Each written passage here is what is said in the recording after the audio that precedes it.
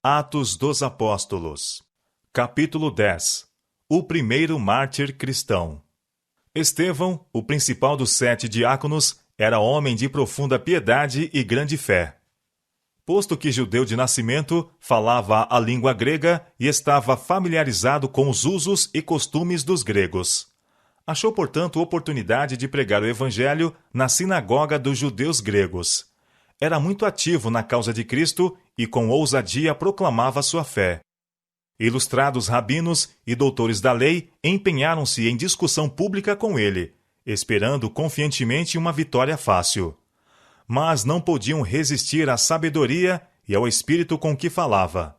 Não somente falava no poder do Espírito Santo, mas também era claro ser ele um estudioso das profecias e instruído em todos os assuntos da lei. Habilmente defendia as verdades que advogava e derrotava completamente seus oponentes. Em relação a ele, cumpriu-se a promessa. Proponde, pois, em vossos corações não premeditar como haveis de responder, porque eu vos darei boca e sabedoria, a que não poderão resistir, nem contradizer todos quantos se vos opuserem. Lucas capítulo 21, versos 14 e 15. Vendo sacerdotes e príncipes o poder que acompanhava a pregação de Estevão, encheram-se de ódio atroz. Em vez de se renderem às provas que ele apresentava, resolveram fazer silenciar sua voz, matando-o. Em várias ocasiões, haviam subornado as autoridades romanas a fim de passarem por alto casos em que os judeus tinham feito justiça pelas próprias mãos, julgando, condenando e executando prisioneiros de acordo com seu costume nacional. Os inimigos de Estevão não tinham dúvida em poder seguir de novo o mesmo caminho sem se exporem ao perigo. Determinados a arcar com as consequências, agarraram Estevão e o trouxeram perante o concílio do Sinédrio para ser julgado. Judeus eruditos de países circunvizinhos foram convocados para o fim de refutar os argumentos do prisioneiro. Saulo de Tarso estava presente e tomou parte importante contra Estevão. Trouxe o peso da eloquência e a lógica dos rabis a atuarem no caso, para convencer o povo de que Estevão estava pregando doutrinas enganadoras e perigosas. Mas em Estevão encontrou quem tinha plena compreensão dos propósitos de Deus em propagar o evangelho a outras nações. Como não conseguiram sacerdotes e príncipes prevalecer contra a sabedoria de Estevão, clara e calma, decidiram fazer dele uma lição. E enquanto assim satisfaziam seu ódio vingativo, impediriam outros, pelo medo, de adotarem sua crença. Testemunhas foram assalariadas para depor falsamente que o ouviram proferir palavras blasfemas contra o templo e a lei. Nós lhe ouvimos dizer, declararam essas testemunhas, que esse Jesus Nazareno há de destruir esse lugar e mudar os costumes que Moisés deu. Atos capítulo 6, verso 14.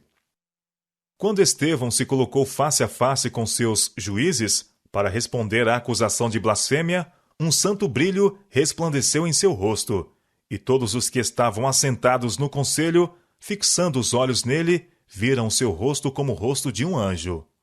Atos capítulo 6, verso 15. Muitos que contemplaram essa luz tremeram e velaram o rosto, mas a calejada incredulidade e o preconceito dos príncipes não se abalaram. Sendo interrogado quanto à verdade das acusações contra ele feitas, Estevão começou sua defesa com voz clara, penetrante, que repercutia pelo recinto do conselho. Com palavras que mantinham a assembleia atenta, prosseguiu ele relatando a história do povo escolhido de Deus. Mostrou completo conhecimento da economia judaica e interpretação espiritual da mesma, agora manifesta por meio de Cristo. Repetiu as palavras de Moisés que prediziam o Messias. O Senhor vosso Deus levantará dentre vossos irmãos um profeta semelhante a mim. A ele ouvireis. Atos capítulo 3, verso 22. Patenteou sua própria lealdade para com Deus e para com a fé judaica, enquanto mostrava que a lei, na qual os judeus confiavam para a salvação, não fora capaz de salvar Israel da idolatria. Ligava Jesus Cristo com toda a história judaica. Referiu-se à construção do templo por Salomão e às palavras deste, bem como de Isaías. Mas o Altíssimo não habita em templos feitos por mãos de homens, como diz o profeta. O céu é o meu trono, e a terra o estrado de meus pés. Que casa me edificareis? Diz o Senhor. Ou qual é o lugar do meu repouso? Porventura não fez a minha mão todas estas coisas? Atos capítulo 7, versos 48 a 50. Ao atingir Estevão este ponto, houve um tumulto entre o povo. Quando estabeleceu conexão entre Cristo e as profecias, e falou como fizera a respeito do templo, o sacerdote, pretendendo estar tomado de horror, rasgou as vestes. Para Estevão, esse ato foi um sinal de que sua voz logo seria silenciada para sempre. Viu a resistência que encontraram suas palavras e compreendeu que estava a dar seu último testemunho. Embora ainda estivesse no meio de seu sermão, concluiu abruptamente. Interrompendo subitamente o relato da história que vinha seguindo e volvendo-se a seus juízes enfurecidos, exclamou: Homens de dura cerviz, incircuncisos de coração e ouvido, vós sempre resistis ao Espírito Santo, assim vós sois como vossos pais. A qual dos profetas não perseguiram vossos pais? Até mataram os que anteriormente anunciaram a vinda do justo, do qual vós agora fostes traidores e homicidas, vós que recebestes a lei por ordenação dos anjos, e não aguardastes. Atos capítulo 7, versos 51 a 53. A essa altura, sacerdotes e príncipes ficaram fora de si, de cólera. Agindo mais como feras rapinantes do que como seres humanos, precipitaram-se sobre Estevão, rangendo os dentes. Nos rostos cruéis em redor de si, o prisioneiro leu a sua sorte, mas não vacilou. Para ele, o temor da morte desaparecera. Para ele, os coléricos sacerdotes e a turba irada não ofereciam terror. O quadro que diante dele estava se desvaneceu de sua vista. Para ele, as portas do céu estavam abertas, e olhando por elas, viu a glória da corte de Deus e Cristo em pé, como se havendo levantado de seu trono precisamente então, para dar auxílio a seu servo. Com palavras de triunfo, Estevão exclamou: Eis que vejo os céus abertos, e o filho do homem que está em pé, à mão direita de Deus. Atos capítulo 7, verso 56. Descrevendo ele as gloriosas cenas que estava a contemplar, seus perseguidores não suportaram mais. Tapando os ouvidos para não ouvir suas palavras e dando altos brados, com fúria correram unânimes sobre ele e o expulsaram da cidade. Que em invocação dizia: Senhor Jesus, recebe o meu espírito. E pondo-se de joelhos, clamou com grande voz: Senhor, não lhes imputes este pecado. E tendo dito isto, adormeceu.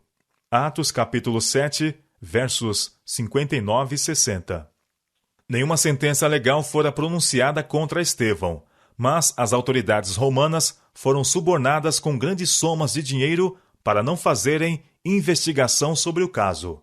O martírio de Estevão produziu profunda impressão em todos os que o presenciaram.